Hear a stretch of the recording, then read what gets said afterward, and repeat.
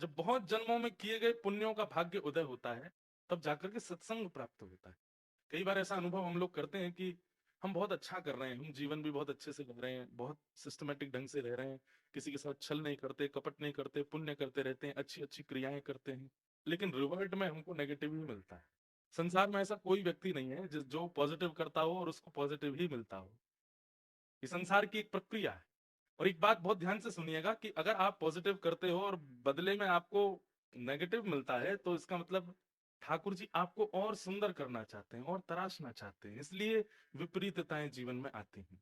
बहुत ध्यान से सुनिएगा सब लोग। कई बार ऐसा होता है कि जब हम किसी अपने घर के बच्चे से एक्सपेक्टेशन करते हैं ना, तो वो हमें कितना भी अच्छा करके दिखाए, हम फिर भी बहुत प्रशंसा नहीं करते, उसकी बहुत बड़ाई नहीं करते, जिससे हम बहुत अच्छा चाहते हैं।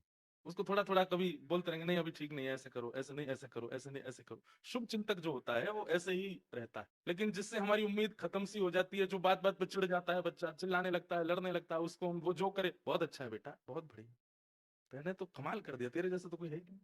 और वो बालक फिर उसमें खुश रहता है कि चलो कम से कम माँ बाप सोचते हैं चिक चिक नहीं होगी, बच्चा कहता है कि ये संतुष्ट है तो बस ठीक है, अब आगे कर। लेकिन वास्तव में वो बालक का निर्माण हो नहीं पाता।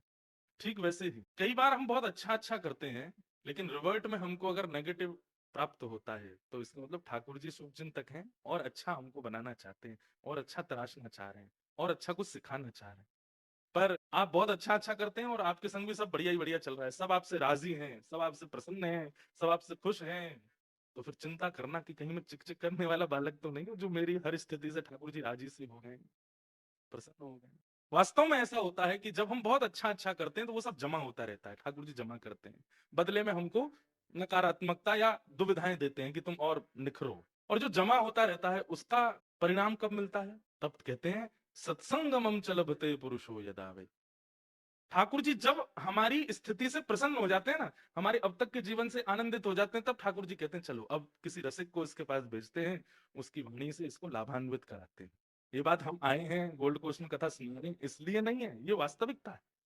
आप चुने गए ठाकुर जी के द्वारा, मैं चुना गया हूं आप लोगों के लिए कि भाई तुम जाओ, वहां एक शहर है उसमें जाके थोड़ी देर चर्चा करो।